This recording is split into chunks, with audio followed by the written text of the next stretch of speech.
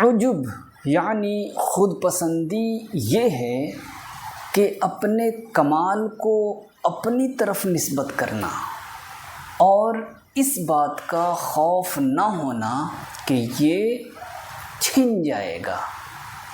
گویا خود پسند شخص نعمت کو منعم حقیقی یعنی اللہ تعالیٰ کی طرف منسوب کرنا ہی بھول جاتا ہے۔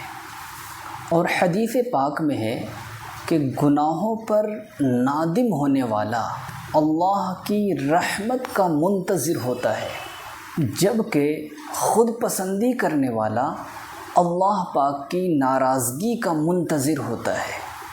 عجب یعنی خود پسندی کا حکم کیا ہے؟ عجب یعنی خود پسندی ناجائز و ممنوع و گناہ ہے، اس سے بچنا مسلمانوں پر ضروری ہے۔